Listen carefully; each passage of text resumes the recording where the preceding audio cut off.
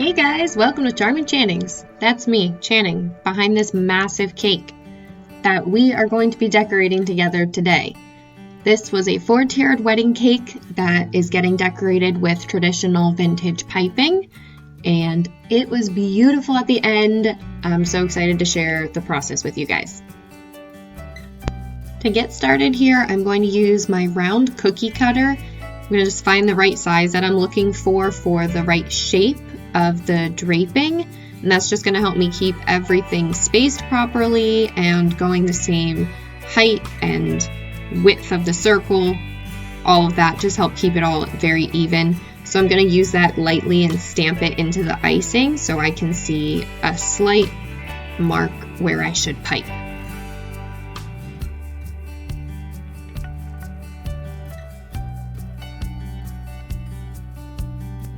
Alrighty, now moving on to the piping. I'm just taking a couple little test runs on my spatula to make sure I'm getting the look that I want before I start doing it on the cake. And eventually you have to just do it on the cake. But first, you're going to second guess yourself, go back, make sure you know what you're actually doing because you forgot everything already, and then you're going to go ahead and do it on the cake. What I'm using to do this drapery is a 104 rose piping tip. What I was testing out on the spatula was whether or not I wanted to point the smaller end towards the top or towards the bottom. I believe ultimately I ended up pointing it towards the top because having less icing in the center of the circle made a better natural round shape. And here I'm just finishing up that top tier.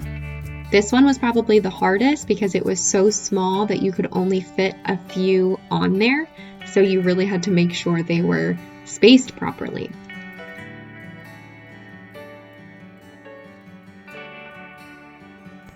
To get the look of the drapery, what I'm doing is squeezing consistently and using a slight back and forth motion. You can see it really well right here where I'm creating the little folds. And just being very steady.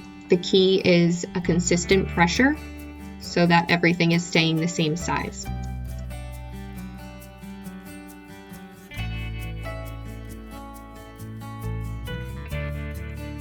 And that's all for the drapery. Now we're going to move on to our next layer of detail. So in full transparency, this is where things went a little bit south for me. I started off using a number 24 star tip. This just proved to be a little bit too small. I was getting a lot of clogs from my icing. I don't usually have an issue with Swiss meringue not being smooth enough, but because I was doing this cake in the winter, my best guess is that my butter was just slightly too cold still and it didn't mix in properly, and even the smallest speck of butter will clog up the tip on a smaller one, which is what I was using. So eventually I switched to my next size up that I had, which is a number 34 star tip. And I realized that I have a hole in my collection, so I will be looking to fill that. But that worked a lot better. I didn't have any issues with clogging anymore, and I was able to get the rest of the piping done smoothly and nicely on the cake, and it worked a lot better.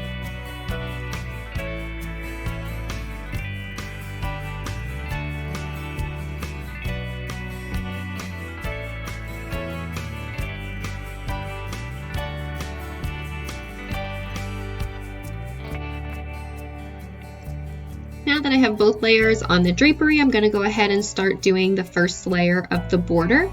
For this, I'm using a 1M star tip from Wilton. It's a closed, larger star tip. It creates a really nice, more frilly look to your piping because it is slightly closed. It's my favorite tip to use. I use it for all of my cupcakes. It just looks so beautiful, elegant, and it's simple and easy to do.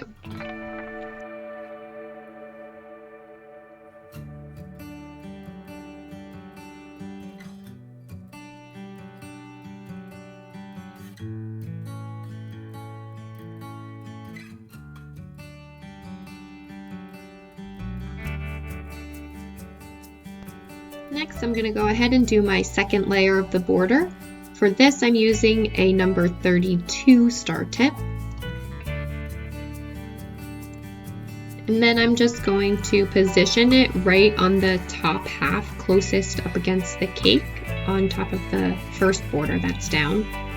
Something I definitely learned that I would alter next time I did a cake like this is to not do the very first layer of the border quite so tight to the cake, so there's a little bit more room to fit that other one in there nicely.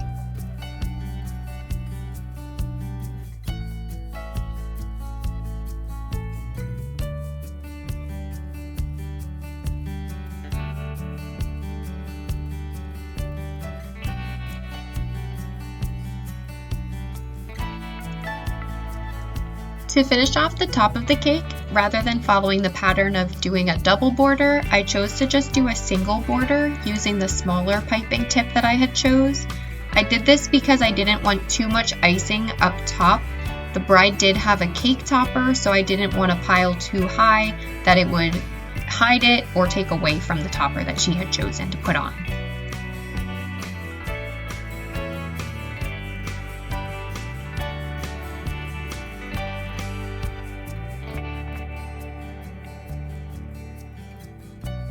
And to finish everything off, I'm adding a little scallop detail here where the draperies meet, and then in there I'm going to put one single pearl bead just to finish the look, keep it nice and polished and complete. And here we have our final look.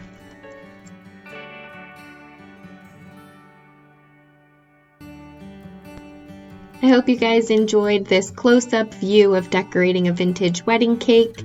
Let me know what you think about it in the comments. If you like the video, don't forget to hit the subscribe button, and thanks so much for watching.